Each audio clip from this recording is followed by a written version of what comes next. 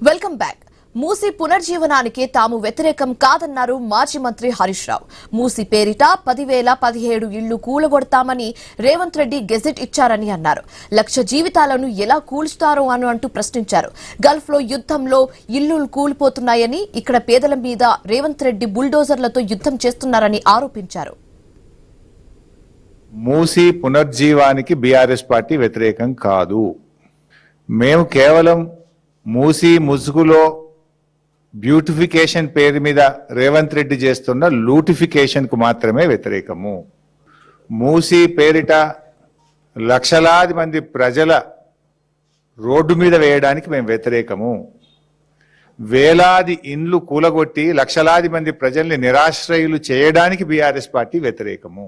ఒకసారి మూసీ సుందరీకరణ అంటాడు, ఒకసారి మూసీ ప్రక్షాళన అంటాడు, ఇంకొకసారి మూసీ పునర్జీవము అంటాడు. అసలు ఏంది నువ్వు చేస్తుంది? ప్రక్షాళన, సుందరీకరణ, పునర్జీవమా? ఇరాన్ గల్ఫ్ యుద్ధంలో అక్కడ రాకెట్లు పడతా ఉంటే ఇండ్లు కూలిపోతా ఉంటే మనకు బాధ అవుతా ఉంది.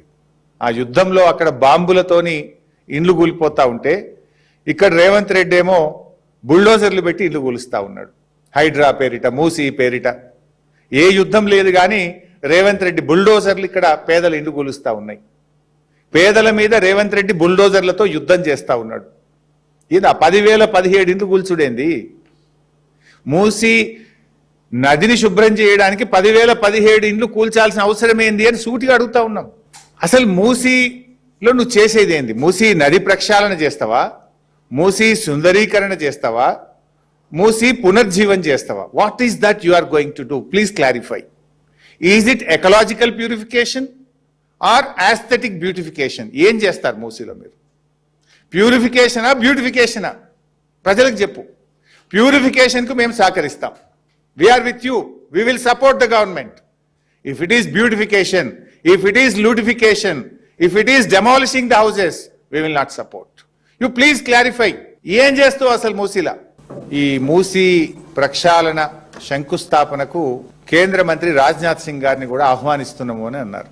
ఈ దోపిడికి, ఈ రియల్ ఎస్టేట్ దందాకు, ఈ పేదల ఇండ్లు కూల్చడాన్ని బీజేపీ సమర్థిస్తుందా? క్లారిఫై చేయాలని చెప్పి నేను అడుగుతా ఉన్నా. గతంలో కిషన్ రెడ్డి గారేమో మూసీ పరివాహక ప్రాంతంలో ఇళ్లలో నిద్ర చేస్తా అని బయలుదేరినాడు, యాత్ర చేసినారు. మరి ఒకవైపు మీరు యాత్ర చేస్తుండ్రు, నిద్ర చేస్తున్నాము, దీనికి వ్యతిరేకమని కిషన్ రెడ్డి గారు చెప్తున్నారు. ఇంకొక వైపు రాజ్నాథ్ సింగ్ గారు దీని శంకుస్థాపనకు వస్తున్నారని ముఖ్యమంత్రి గారు చెప్తున్నారు. ఏది నిజం?